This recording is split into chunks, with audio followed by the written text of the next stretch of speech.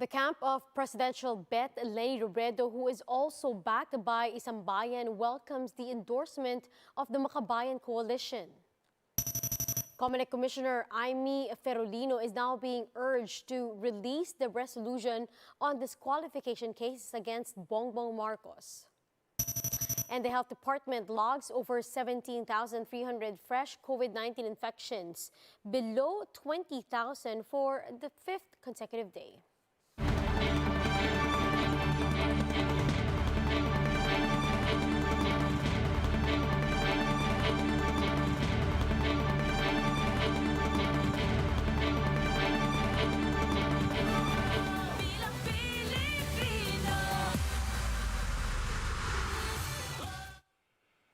Fast, focused, and fearless. Here's a roundup of stories we're watching now. I'm Riza Diaz.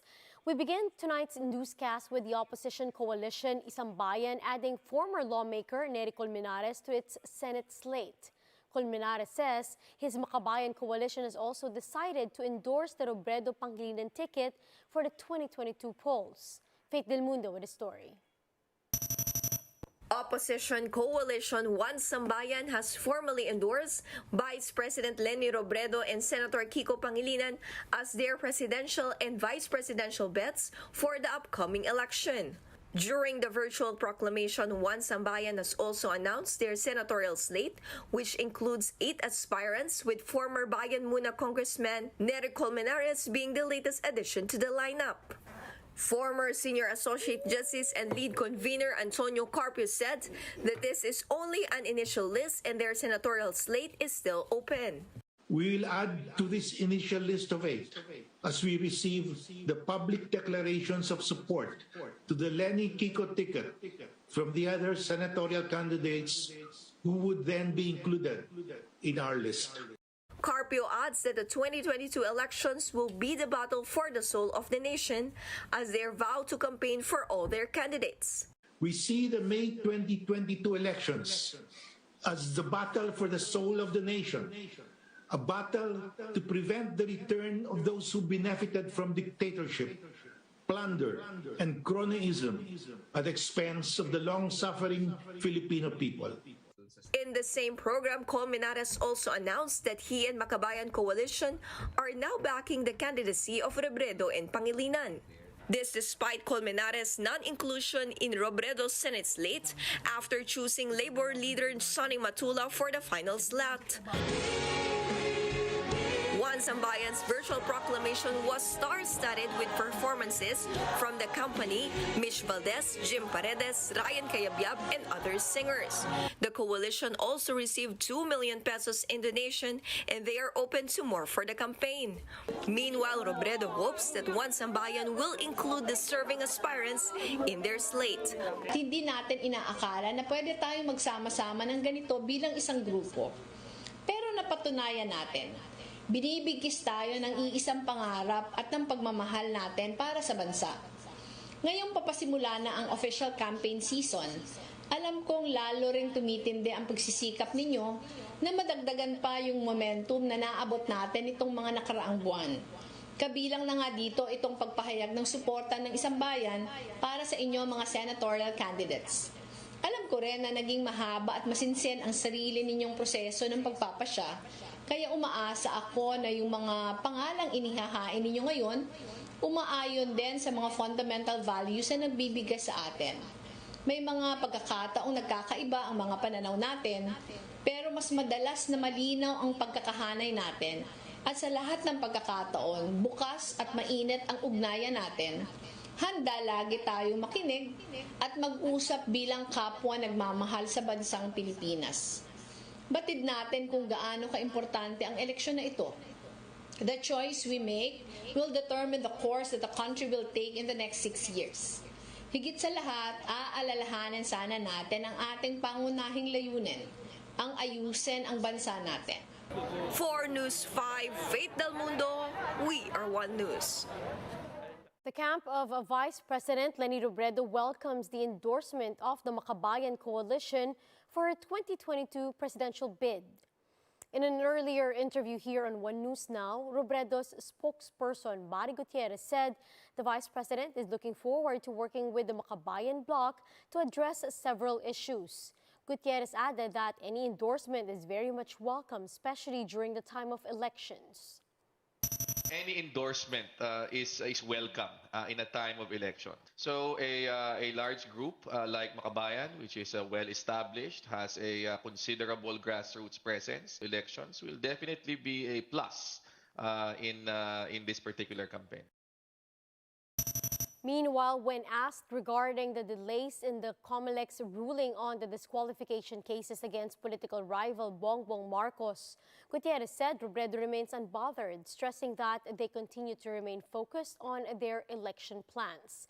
Gutierrez also reiterated that the Vice President would rather beat any candidate through polls. Any disqualification case, any administrative proceeding involving any of the other candidates is their problem. As far as we're concerned, we're focused on the campaign, we're focused on the election, and as the Vice President has said herself several times, she'd rather win in an election. COMELEC Commissioner Rowena Guanzon is urging her colleague Amy Ferolino to release the ponencia on the consolidated disqualification cases against Marcos. On the Chiefs, Guanzon called Commissioner Ferolino disrespectful for ignoring her, the presiding commissioner of the COMELEC's First Division. Guanzon added that Ferolino should just release her ponencia to put an end to the issue instead of writing to COMELEC chairperson Sheriff Abbas to respond to the commissioner's accusations. And if she had the time to write 3 pages of an explanation, she should have the time to finish her resolution. Kung inilabas na ba niya yan, di tapos na. Di na mag-iisip ang tao, nasuhulan ka ba? Na-influence ka ba? Kasi yan ang iniisip ng tao eh. Just produce your ponencia. Otherwise, you are already liable under Section 3C of the Anti-Graft and Corrupt Practices Act, which is an impeachable offense. Guanzon also called Partido Federal ng Pilipinas Counsel George Briones and critics stupid for saying that she is liable after publicizing her vote on Marcos' disqualification case. The COMELEC commissioner explained that she only disclosed her vote due to the bribing accusations against her. Sabi nila mas matalino sila sa akin na may liability daw ako dahil sinabi ko daw kung anong boto ko. I don't know the Tagalog word for it, for alam mo, in colloquial, ingot nyo. Ingot kayo. You know, what did I release? I released nothing. I don't have a decision with me. Wala nga eh. Kaya nga, I am asking Commissioner Ferolino to release it. We'll be back with more stories after the break. Keep it here on One News.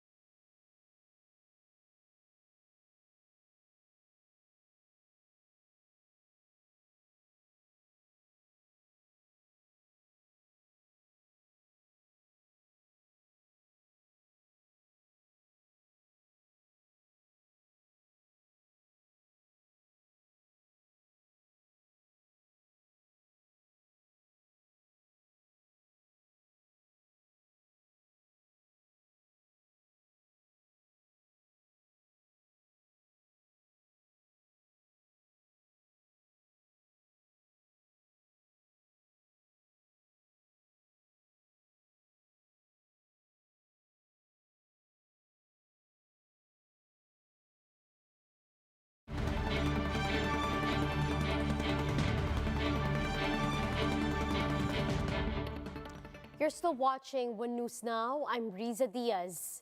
The Health Department logs over 17,300 new COVID-19 cases. This brings the total caseload to 3.52 million, some 213,500 of which are still active. 70 new deaths were tallied, bringing the death toll to 53,870. Total recoveries, meanwhile, are now at 3.26 million after 35,300 new survivors were logged. 33.3% of the 56,400 tests included in today's bulletin yielded positive results.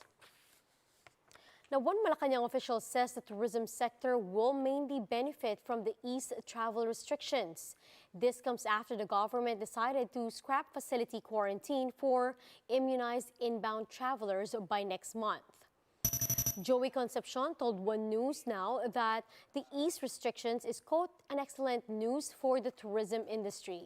He added that this is a chance for our airline companies, including the Philippine Airlines, Cebu Pacific, and AirAsia to bounce back and seek refinancing. The airlines will definitely be much more viable. There'll be more banking confidence from the banking community, especially that they can now refinance all of those who need refinancing.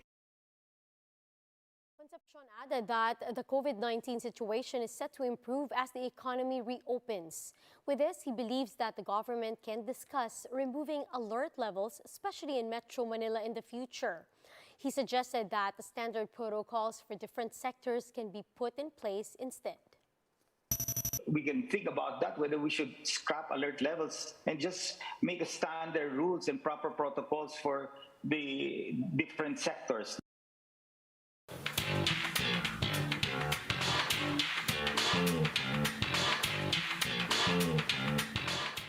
New South Korean series about zombies is taking Netflix by storm. MJ Marfori has the details. After the global hit Squid Games in 2021, South Korea is at it again.